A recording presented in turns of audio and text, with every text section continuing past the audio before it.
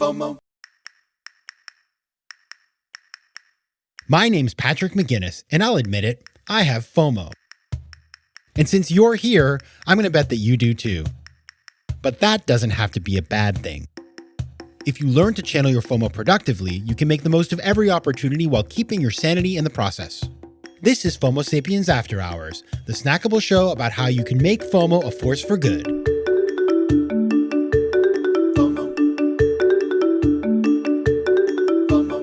Welcome to After Hours, FOMO Sapiens. So glad to have you here with me. I'm going to admit something to you. It's a little embarrassing. I totally messed up. Listen to this one. So we ran our episode a couple weeks back with Sunil Gupta talking about Backable, and we recorded a question at the end with Sunil that I wanted to run for After Hours. And actually in the episode, I say, like, we'll talk about that more on After Hours. And then I forgot, and I did something totally different. I had other things on my mind about pitches and things like that, which is what I ended up putting on the show. And then I was listening back to the episode on the subway on Saturday night. I was coming home, and because I wanted to take an Uber, but it was $60. What the heck, Uber? And so I took the subway at 1 a.m, and thankfully it's safe now in New York to do so. And I was listening to the episode because I really liked that one. So I was like, this is such a good episode. I love Sunil. He's so impressive. And I heard that bit where I said we were going to talk about part of the interview in After Hours, and I totally realized that I hadn't done it. And I was like, oh man. So I am fixing my mistake. And what we're going to talk about today is something that Sunil is doing in the Kingdom of Bhutan. And Bhutan is a country that I find really interesting. I first visited, actually the only time I visited, was in 2004, right after I guess I got out of business school. I was with a couple of friends, and we flew via Kolkata now, to Paro, the capital of Bhutan, and we climbed some mountains. And back then, nobody went to Bhutan. It was really, I think they had like 6,000 or 12,000 visitors a year. And now it's still not that visited, but obviously there's a lot more tourism. There's all kinds of fancy hotels. Not when I was there. There were no fancy hotels. It was really cool. It was very rustic. And so I just love the country. And so when I read this thing in Sunil's bio, it made me feel a lot of feelings. And so that's what we're going to talk about today on the show. And so listen, I already have this recorded. I saved it from the original interview. So why don't we do this? We're just going to jump right in. I'm going to basically pick up in the conversation where we start talking about Bhutan. So here we go. Sorry for the mistake, everybody, but thanks for your patience and action. When I read your bio, I'm going to be very honest with you. You gave me a lot of FOMO. Why did I have the FOMO? I had the FOMO because I went to the Kingdom of Bhutan in the year 2004, back when I think it was not very visited. There were no international hotels. I spent some time there. I did all the stuff that a person does.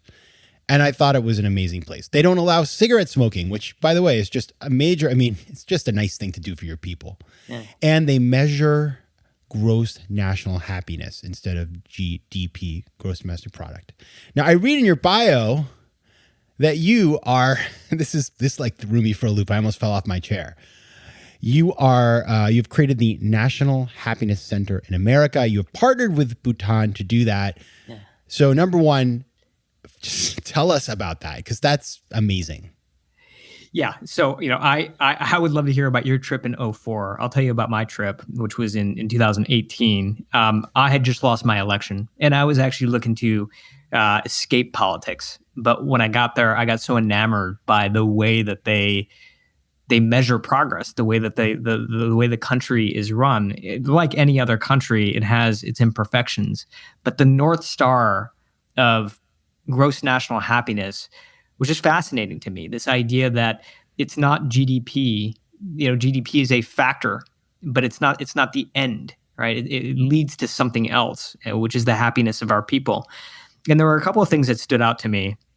One is that, as I dug in, I had a chance to spend time with the research team out there. And some of these people have been on this team now for decades. I mean, they've been measuring it this way for over 50 years. And I asked him a couple questions that I think that really led me to a couple of places.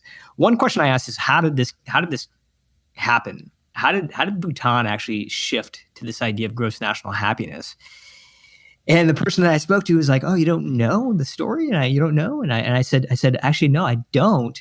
She's like, "It didn't come from Bhutan. It came from the United States." I'm like, "What?"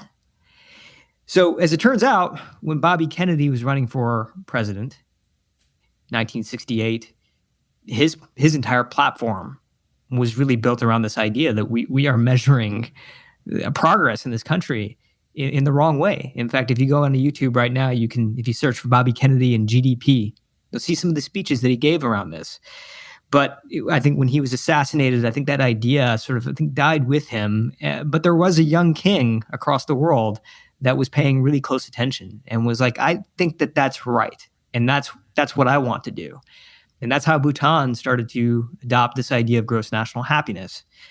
I thought that was really interesting. The other thing that really struck me is that I asked them, as you go town to town, village to village, you're surveying people, and you've been doing this for a long time. Is there a single question that you can ask that would really give you a pretty good sense of somebody's level of happiness? And they said, yeah, as a matter of fact, there is. The question is, if you were in real trouble right now, who could you call and know with 100% certainty that that person would be there for you? They believe that the answer to that question, people who can answer that question clearly, are much more likely to be happy. But there's a twist. And the twist is, whose list are you on? Who can you call? Who can call you and know with 100% certainty you are going to be there for them? They believe that's equal or even a greater driver of happiness. I kind of fell in love with this idea that, like, it's not a line, it's a circle. It's all about community, right? And maybe it's saying something that we already know, but in a different way. But we are social creatures, and we thrive off of community. So one of the ideas that I had when I was there is, why don't we start to figure some things out? We're in a pretty I think different time in our country. It's 2018 at this point in time. We're 2 years into the Trump presidency, and I think we're trying to figure out a lot of stuff. And I think that if that time did anything for us, one thing it did do is had us question everything, right? Like, it almost seemed like everything was on the table, and I think it still is. And so if there's ever a time for us to be having conversations about fundamental things like how do we measure progress, I think the time is now. And so I started to set up this center here is the first time that Gross National Happiness has had a center here in the United States. And the idea is at least to begin with, just to start having conversations at all levels, at the national level, state level, local level, with people in Bhutan who are close to the data, who can tell you both the pros and cons, like can have honest conversations of what it's like to run a country this way, so that we might get some ideas, like, because I think, again, like, there is an argument to be made that now is the time, especially as we look at what's been happening with the COVID sort of case climb, and I think just overall deaths. I mean, I remember at one point in time just looking at my television screen and seeing the stock market climb as the death toll rose.